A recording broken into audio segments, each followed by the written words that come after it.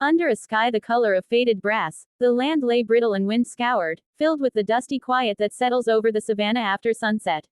A python, warmed through by the day's heat still trapped in its heavy coils, stretched itself across a worn game path. Its scales reflected the moonlight like hammered metal, each slow breath lifting its ribbed body in a steady rhythm. It was patient, patient in the way only a creature that hunts by stillness can be, waiting for something with a heartbeat and a moment of carelessness to wander close enough. All around it, night insects trilled, throaty and constant, but the python remained fixed, unblinking, sensing vibrations through the ground as much as through its cold, black eyes. Down the trail, a jackal threaded through the thornbush with the confidence of a seasoned scavenger. It moved lightly on narrow paws, nose twitching with calculations of scent and opportunity. A jackal knew the savannah the way a river knows its banks. It understood which scraps were safe, which shadows meant danger, and when another predator had left behind a morsel worth stealing. Tonight hunger had sharpened its steps. It smelled the faint musk of snake and hesitated, but the promise of food tugged it forward. Hunger makes gamblers of many creatures. From a rise behind the trail came a far different sound, the low, irritated grumble of a honey badger making its way downhill. The badger's gait was a determined shuffle, claws scraping rock, its thick fur bristling as if in permanent defiance of the world.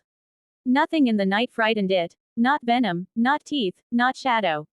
The badger smelled the python before it saw it, and mixed into that scent was the faint tang of a nervous jackal. Trouble, the badger thought in its simple, direct way, was a thing to walk toward, not away from.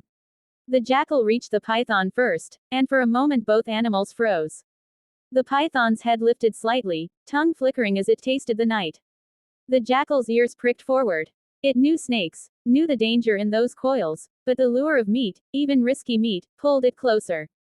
When the jackal stepped within striking distance, the python moved with a speed that shattered the stillness.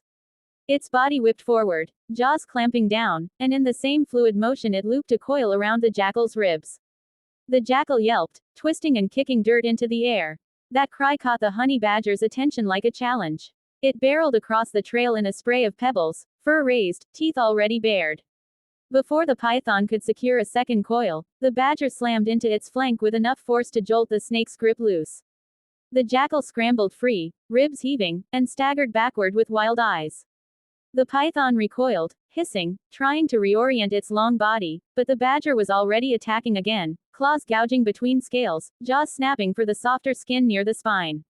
The three animals became a tangle of violence, dust rising around them, the python's coils thrashing, the badger snarling with a fury born of instinct and stubbornness, the jackal darting in to snap at the python's tail whenever it thought it safe. The python tried to loop around the badger, but the badger's loose, thick hide made it nearly impossible to pin. The badger twisted within its own skin, wriggled free, and lunged for the snake's head, landing a bite that sent a tremor through the python's entire length. The jackal, realizing it had no hope of taking control of this brawl, backed into the shadows. It watched with wary interest, ribs aching, tail tucked just slightly yet ready to seize a scrap the moment opportunity appeared. The fight between snake and badger dragged on, grueling, dusty, desperate. The python's strength began to falter first. Injuries near the head and neck weakened its strikes, and its breathing grew strained. The badger, though bruised and bleeding from several glancing bites, pressed its assault without hesitation. Inch by inch it forced the python into retreat, its determination carving out space where its small size otherwise would have failed it. Finally, with a final wrench of its jaws, the badger broke the python's defense. The great snake slumped, coils loosening, its body too weakened to continue. The badger stepped back panting, sides heaving, fur clumped with dust and scales.